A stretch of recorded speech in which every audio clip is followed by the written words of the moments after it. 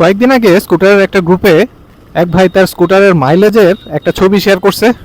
উনি mainly share করছে উনি একটা অবিশ্বাস্য মাইলেজ পাইছে 81।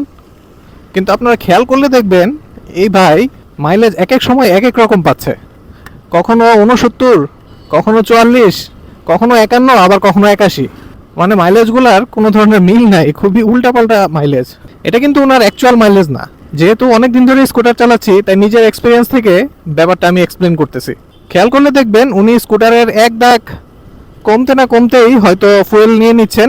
বিশেষ করে দেখবেন যে উনি 2 লিটারের বেশি একবারও ফুয়েল নিতে পারেন নাই। নর্মালি হয় কি, যখন আপনি এরকম অল্প পরিমাণ ফুয়েল বারবার নিবেন তখন আসলে ফুল ট্যাঙ্ক করাটা পসিবল হয় না।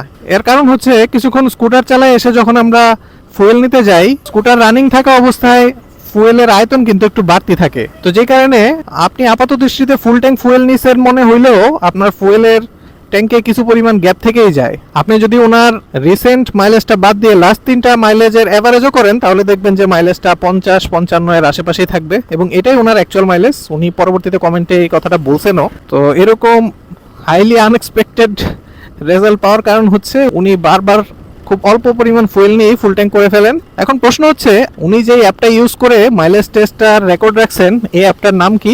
জানলে কমেন্টে জানাতে পারেন।